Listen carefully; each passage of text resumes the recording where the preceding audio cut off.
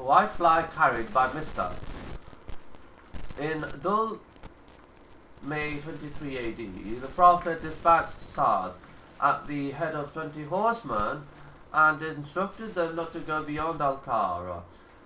After a 5-day march, they reached the spot to discover that the camels of Quraysh had left the day before. Their flag, as usual, was white and carried by Al-Miqdad Ghazwa. It was in Safa 2AH.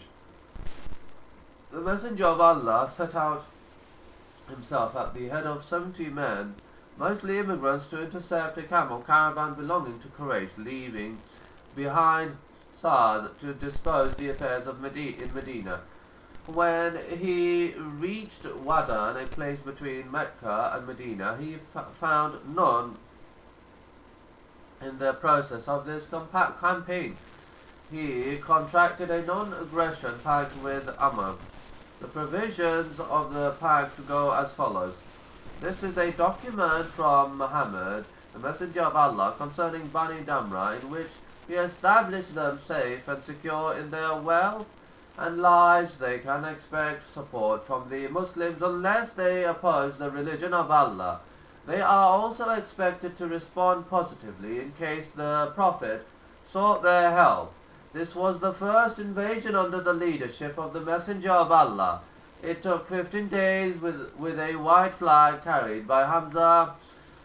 Invasion. It took place in Rabi al-Awwal 2AH 623 AD. The Prophet, at the head of 200 companions, marched for Boat to intercept a caravan belonging to Quraysh, comprising 100 Qurayshites among them, and 2,500 camels. When he reached Boat, the caravan had left before leaving Medina.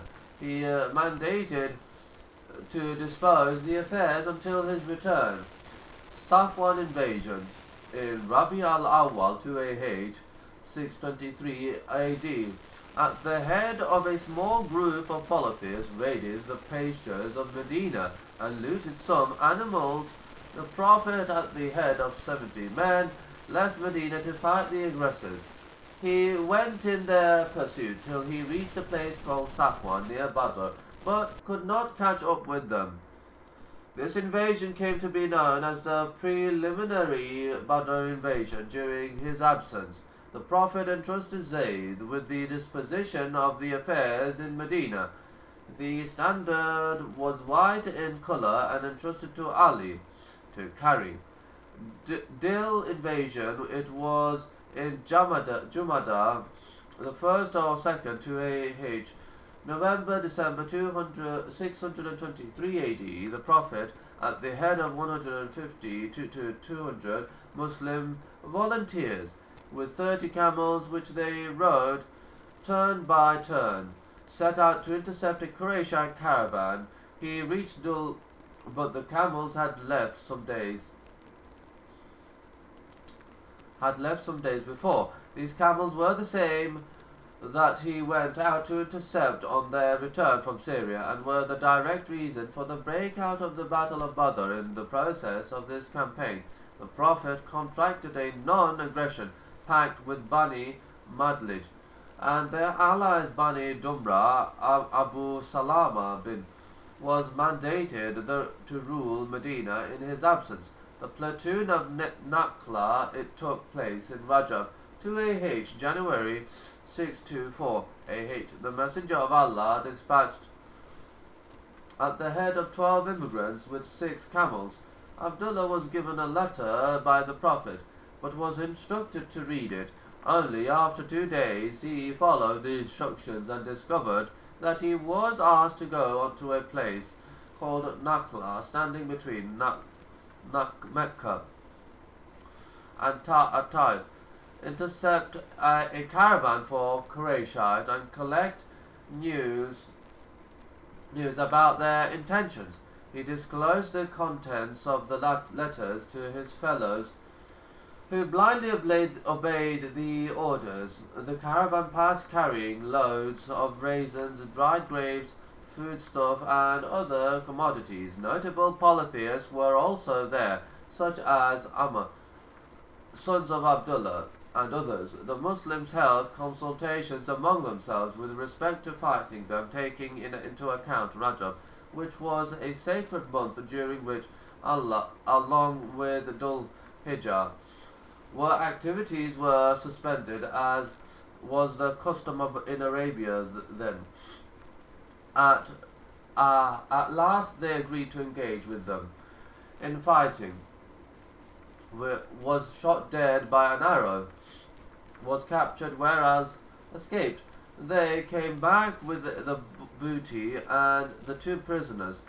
They set aside 1/5 of the booty assigned to Allah and His Messenger, and took the rest. The Messenger disapproved of that act and suspended any action as regards the camels and the 2 captives on account of the prohibited months already mentioned. The polytheists, on their part, exploited their golden opportunity to calumniate the Muslims and accuse them of violating what is divinely inviolable. This idle talk brought about a painful headache to Muhammad's companions, until at last they were relieved when the revelation came down, giving a decisive answer and stating quite explicitly that the behavior of the polytheists in the whole process was much more heinous and far more serious than the act of the Muslims. They ask you concerning fighting in the sacred month, 1st, 7th, 11th, and 12th months and 12th of the Islamic calendar. Say, fighting therein is a great transgression, but a greater transgression with Allah is to prevent mankind from following the way of Allah, to disbelieve in Him, to prevent access to Al-Masjid Al-Haram at Mecca, and to drive out its inhabitants. To drive out its inhabitants, and fitna is worse than killing.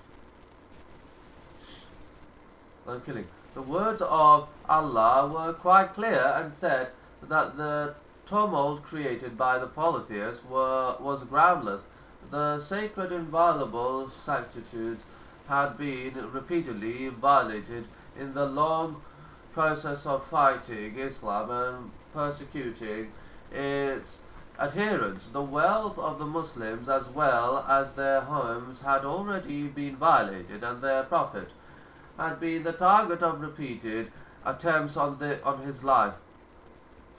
In short, that sort of propaganda could deservedly be described as impudence and prostitution. This has been a resume of Badr platoons and invasions.